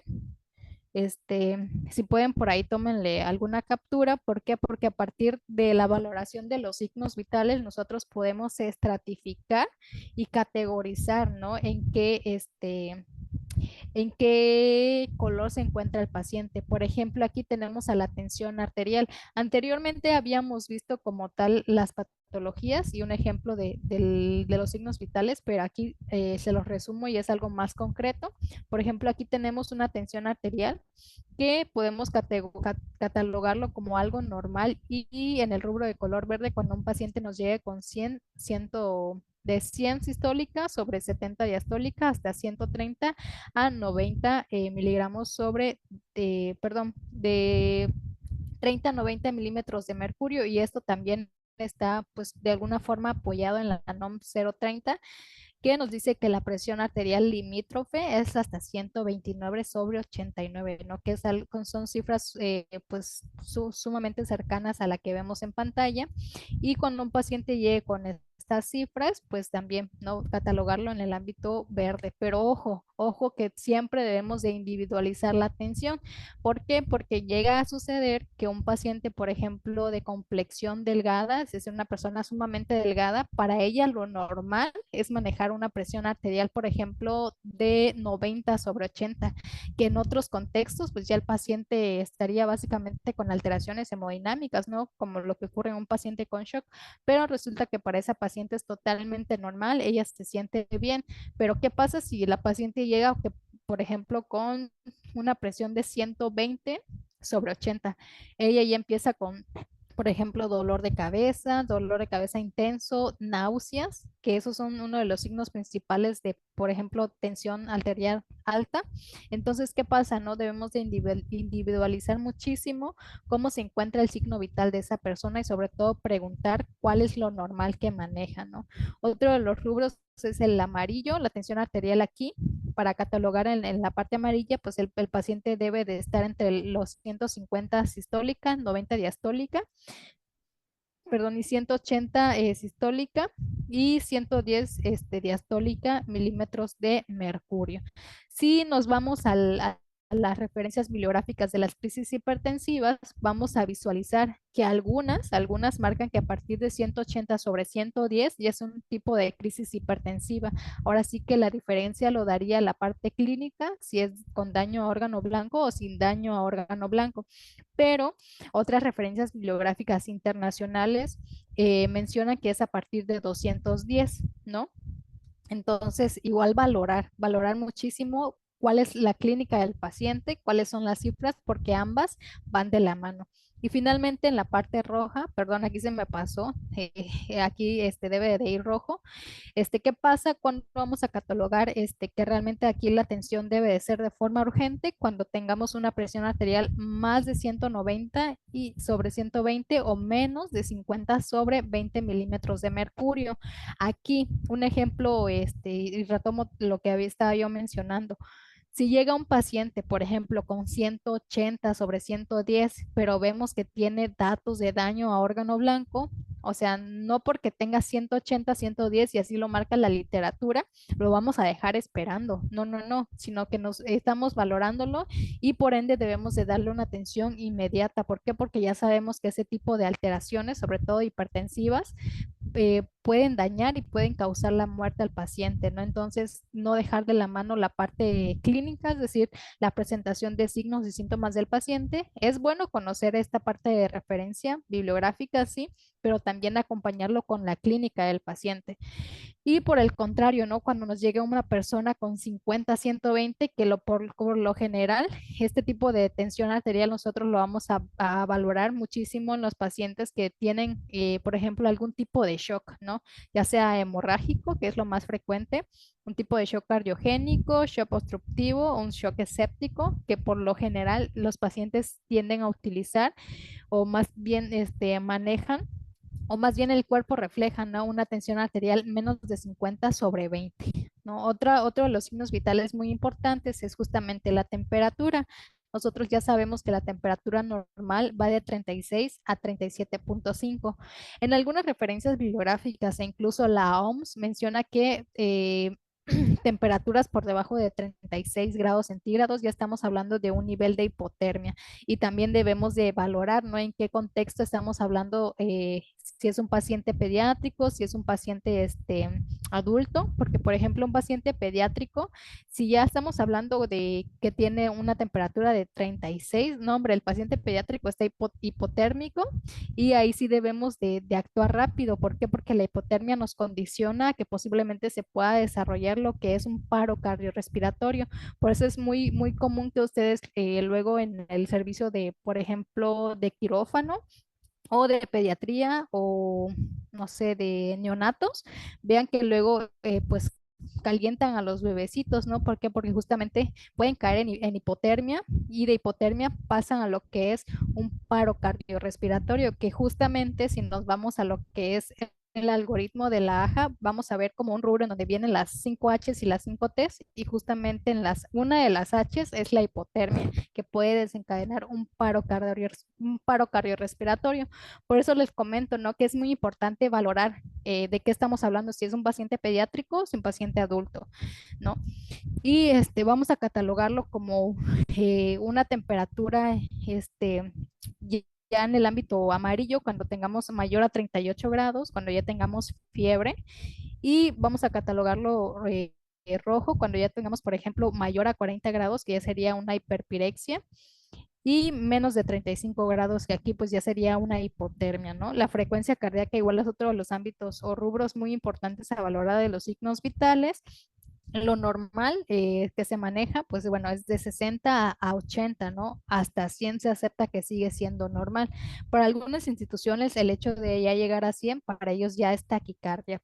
Pero también se valora mucho la parte clínica, porque hay algunos pacientes que llegan con, por ejemplo, 105 y están normal, ¿no? Sobre todo en los pacientes que tienden a hacer ejercicio, ellos ya están acostumbrados a un metabolismo alto, entonces para ellos totalmente normal, se sienten bien, bueno, ¿no? Aquí menciona que, por ejemplo, cuando una persona llega con arriba de 90 latidos por minuto, ya se debe de catalogar con el color amarillo, pero igual valorar cómo se siente el paciente, cómo es la clínica del paciente, porque eso aporta muchísimo. Y finalmente, en el ámbito rojo, aquí menciona que por arriba de 120 latidos por minuto ya debe de catalogarse como una emergencia y menos de 50 latidos por minuto. Igual aquí, debemos de valorar la parte clínica, es decir, los signos y síntomas que presenta el paciente.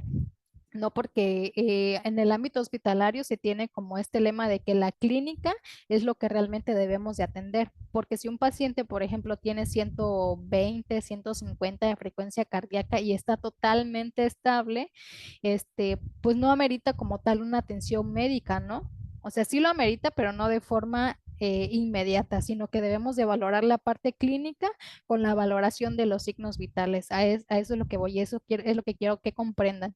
También tenemos la frecuencia respiratoria, lo vamos a catalogar como el color verde cuando tenga de 16 a 20 respiraciones por minuto, en color amarillo cuando tenga mayor a 25 respiraciones por minuto y cuando tenga más de 40 respiraciones por minuto también, ¿no? Vamos a catalogarlo con el color rojo y menos de 12 respiraciones por minuto vamos a igual a catalogarlo como una emergencia, es decir, o tiene una taquipnea o una bradipnea, pero también debemos de valorar el ámbito, ¿no? Si es un paciente pediátrico, 40 respiraciones por minuto está muy bien, ¿no? Pero si tiene menos de 12, aguas ahí porque pues es un pediátrico y no puede respirar menos de 40, ¿no? Si es un paciente adulto, pues sí, obvio, no puede respirar más de 40, pero si tiene 12, pues ahí se compensa.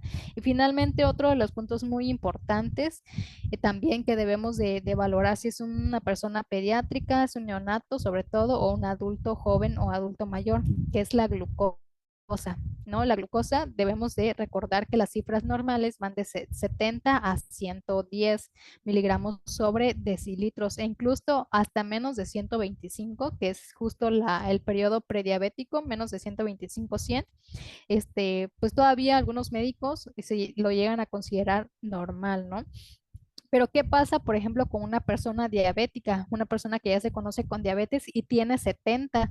Para ellos el hecho de tener 70 ya es una hipoglucemia. ¿Sale por qué? Porque su cuerpo ya está acostumbrado a tener niveles altos de glucosa y con llegar a cifras de 70 o 75 incluso u 80, ellos ya empiezan a presentar los signos de una hipoglucemia, ya empiezan a presentar escalofríos, ya empiezan a presentar náuseas, mareos. Entonces, igual, ir acoplando en cuanto a la parte individual, ¿no? saber qué es lo que presenta cada paciente. Por ejemplo, un paciente pediátrico, si nos vamos a lo que dice la guía de práctica clínica, para un paciente pediátrico, bueno, sobre todo neonato, ¿no? Que acaba de nacer. Si nos vamos a lo que dice la guía de práctica clínica, si tenemos una glucosa menor a 47 miligramos sobre decilitros, ese pacientito ya tiene hipoglucemia. ¿No? Entonces, valorar. Igual, vamos a categorizar un paciente en el color amarillo cuando presenta una glucosa por arriba de 200 miligramos sobre decilitro o presente menos de 50 miligramos sobre decilitro, que aquí ya sería una glucosa, perdón, una hipoglucemia moderada. En este caso, si nosotros nos encontramos solos en el hospital o si tenemos algún familiar que presenta, por ejemplo, una hipoglucemia que todavía es leve, es decir, que todavía no tenemos datos de pérdida de conciencia, lo que podemos realizar y justamente lo enmarca lo que es la Asociación Mexicana de Diabetes, es que podemos poner en marcha lo que es el algoritmo que es 15, la regla, pues la regla 15-15. Es decir, de que si tenemos a un paciente con hipoglicemia, por ejemplo, de 70 a 65, podemos darle 15 gramos de carbohidratos, es decir, 3 cubitos de azúcar, media taza de jugo de naranja, 3 racimitos de 3 uvas, o no, algo equivalente a 15 gramos de carbohidratos, ¿no? Entonces podemos darle esos 15 gramos. Al cabo de 15 minutos checamos cómo sigue la glucosa del paciente. Si ya subió a más de 100, con eso está bien. Pero si no, si sigue, por ejemplo, en 80, debemos de darle otros 15 gramos para poder equilibrar el estado mental del paciente. Y les digo, es algo que lo menciona la Asociación Mexicana de Diabetes que podemos realizar. Por ahí igual si lo quieren buscar, está en internet. ¿Sale? Y pues finalmente vamos a categorizar con el color rojo aquel paciente que nos llegue con más de 400 miligramos sobre decilitro o menos de 40 miligramos sobre decilitro. Regularmente al hablar de 400 miligramos sobre decilitros de glucosa, ya estamos haciendo énfasis, por ejemplo, a una cetoacidosis diabética, a un estado hiperosmolar e hiperglicémico, que son situaciones agudas por las cuales comúnmente suele atravesar el paciente diabético. Pero aquí pues igual existen parámetros muy específicos para determinar de qué tipo de situación clínica estamos hablando. Pero usualmente pues son estas dos, ¿no? Cuando un paciente llega por arriba de 400, debemos de descartar si se trata de una cetoacidosis o un estado hiperosmolar hiperglicémico. Y también tener cuidado con la hipoglucemia severa. ¿Por qué? Porque la hipoglucemia severa también nos puede conllevar a lo que es un paro cardiorrespiratorio. Recordemos también de que el corazón es un órgano que necesita glucosa, al igual que el cerebro son órganos altamente metabólicos, por lo cual necesitan glucosa para seguir trabajando y realizar la función tan esencial que realizan. Entonces es muy importante valorar estos puntos. Y pues, bueno, ya para ir finalizando, les traigo dos casos clínicos para ver si sí quedó como claro este tema. Hasta el momento no sé si alguno tenga alguna duda, alguna pregunta, algún comentario, algo que quiera aportar, alguna experiencia que haya vivido en cuanto a esta parte del triage.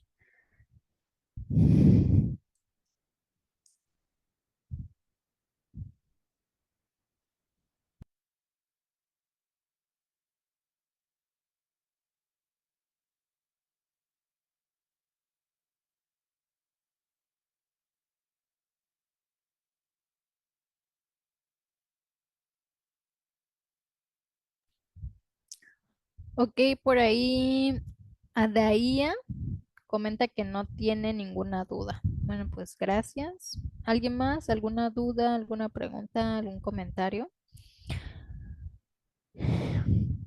Y pues bueno, si no es así, vamos a continuar con estos dos casos clínicos. Bueno, se menciona hombre de 75 años que el motivo de consulta es dolor torácico, ¿sale? Llega a la sala de triage, nosotros realizamos lo que es la valoración clínica, la observación y la valoración objetiva mediante la cuantificación de los signos vitales. Checamos presión arterial, checamos frecuencia cardíaca y cuando le checamos la presión arterial vemos que este paciente presenta 213 sobre 117, teniendo una PAM de 155. ¿Sale? Entonces, desde primera instancia ya vemos que lo que se encuentra alterado es la tensión arterial y encima el paciente refiere un dolor torácico. Cuando un paciente refiere dolor torácico y tenemos alteraciones en la tensión arterial, ¿qué es lo que nos hace pensar directamente? A ver si alguien está por ahí que lo pueda responder. Si tenemos dolor torácico y un paciente con más de, por ejemplo, 213, 117 milímetros de mercurio, ¿qué es lo primero que pensamos?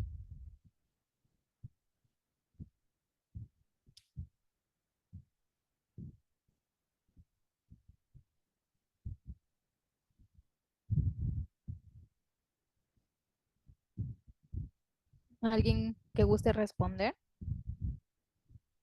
Ok, creo que ya alguien. Ah, ok. Adaía comenta, podría ser crisis hipertensiva, exactamente. Muy bien, Adaía, no sé si lo pronuncié correctamente, pero sí. Cuando un paciente llegue con dolor torácico y sobre todo el factor aquí alterado sea la presión arterial, directamente lo debemos de relacionar con una crisis hipertensiva de tipo emergencia. Es decir, ya tenemos un daño a órgano blanco, que en este caso sería el corazón. ¿Sale? Entonces llega un paciente y con referir este dolor precordial, nosotros debemos de poner en marcha una intervención de enfermería que es muy importante, que es la toma de electrocardiograma. Esta toma de electrocardiograma nosotros no debemos de demorar más de 10 minutos y justamente nos ayuda a concretar el diagnóstico del que el paciente está atravesando por un síndrome coronario agudo que se desencadenó por la presión arterial, ¿no? Entonces, justamente valoramos de forma rápida, tomamos signos vitales y a raíz de eso nosotros podemos estratificar cuál o qué tipo de atención merece el paciente. En este caso, el paciente obviamente presenta dolor, alteraciones en la tensión arterial y refiere también de que inició con ese dolor hace más de una hora, es opresivo y sin irradiación. En ese momento el paciente no presentaba disnea ni síntomas neurovegetativos, es decir, no presentaba diaforesis, que es uno de los signos neurovegetativos, y tampoco presentaba náuseas. ¿Sale? Entonces, con esos dos puntos básicos, nosotros podemos establecer en el paciente en el rubro de emergencia. ¿Por qué? Porque aquí ya el paciente tiene un daño a órgano blanco. ¿Sale? Entonces, en cuanto a la evolución, se menciona que antes de los 10 minutos el paciente debe de ser ingresado y evaluado y realizar lo que es un electrocardiograma. El electrocardiograma es algo que nosotros podemos realizar como profesionales de enfermería y al realizarlo podemos aportar muchísimo. Esta parte que menciona de las enzimas cardíacas o marcadores cardíacos, como ustedes lo quieran denominar, actualmente sí se utiliza, pero más que como herramienta diagnóstica, es una herramienta que nosotros utilizamos para saber la evolución del paciente, porque muchas de las ocasiones el paciente pues no sabe que se está infartando, sino que ya está como en la parte de culminar, entonces las enzimas cardíacas se van a empezar a secretar a partir de que se presenta el daño miocárdico, ¿no? Entonces les comento, no tanto sirve como una herramienta diagnóstica, pero sí nos ayuda las enzimas cardíacas. Pero aquí lo importante es que nosotros identifiquemos que el dolor torácico y que existen alteraciones en la tensión arterial y con eso podemos actuar rápidamente para poder diagnosticar al paciente. En este caso, como ya pues llegamos, valoramos el dolor precordial, valoramos la tensión arterial alta y le realizamos nosotros el electro y vimos que existen alteraciones, por ejemplo, en el segmento ST, ¿no? Nosotros podemos, pues dar por enterados de que el paciente está atravesando por un cuadro de síndrome coronario. Entonces, este tipo de situaciones, recuerden, de acuerdo a la guía de práctica clínica, son situaciones que deben de atenderse de forma de forma que forman parte justamente de las emergencias, ¿no? Deben de atenderse ya. ¿Por qué? Porque el corazón es tiempo. Si nosotros tardamos, el corazón va perdiendo, pues ahora sí que vida, ¿no? Se van muriendo más las células y esto puede llegar a repercutir en cuanto al tipo de vida que llegue el paciente.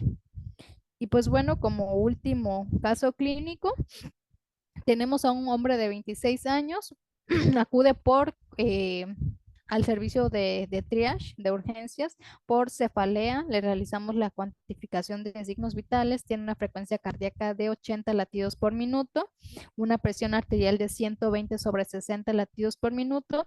Y al momento de preguntarle por algún tipo de antecedente, el paciente refiere que pues tiene tratamiento para la epilepsia. El paciente pues está estable. Recuerden que el motivo de consulta fue la cefalea, pero ¿qué es lo que ocurre? Que estando el paciente en la sala de espera presenta una crisis convulsiva tónico-clónica, por lo cual, por ejemplo, si el paciente llegó y nada más presentó cefalea, nosotros lo vamos a categorizar en la línea verde, ¿no? Como una urgencia no sentida o una urgencia no clasificada. Perdón, una urgencia sentida, pero es una urgencia no clasificada, ¿sale? Pero el paciente, estando en la sala de urgencias, el estado de salud del paciente empeoró, entonces vamos a volver a reevaluar el paciente y es permitido de que cambiemos la categorización, por ejemplo, de una urgencia a una emergencia, ¿no? Y con esto, pues, con este caso clínico, pues mostramos aquí de que el triage siempre es dinámico, es decir, de que podemos valorar y a los 30 minutos volver a valorar para observar si el paciente mejoró o empeoró. ¿Sale? Entonces, igual esta es una de las funciones que nosotros como profesionales de enfermería debemos de realizar. Y pues bueno, con eso damos por concluido la clase del día de hoy. No sé si tengan nuevamente alguna duda, alguna pregunta, algún comentario.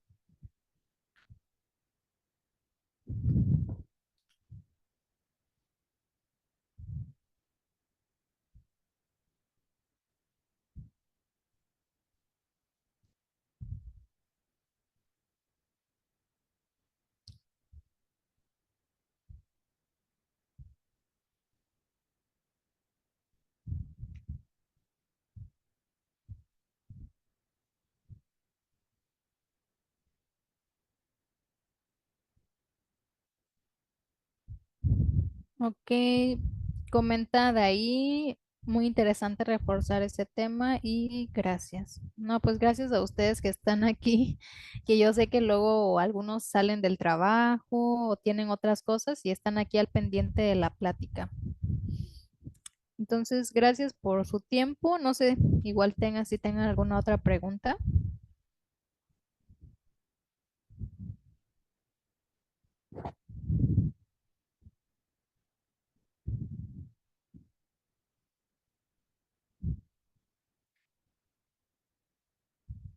Pues yo creo que ya no, ¿verdad? Pues siendo así, maestra, no sé si tenga alguna indicación para los alumnos o con esto ya podemos dar por concluida la clase. Sí, maestra, ya el maestro ya se conecta para dar el cierre, por favor. Ah, muchas gracias.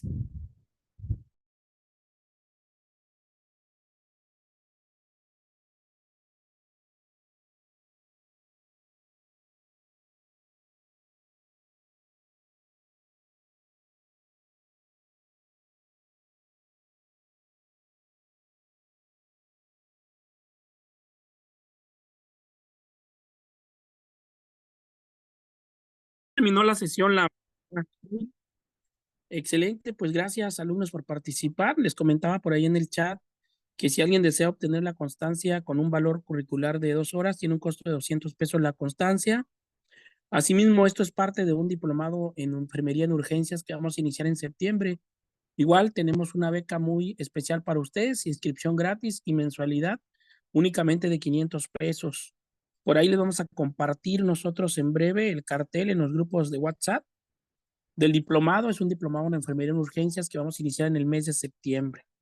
Y pues bueno, os agradecemos su participación de ustedes en esta noche. Agradecemos a la maestra Sheila por participar en esta sesión en esta noche. Y pues no sé si tienen alguna pregunta, alguna duda.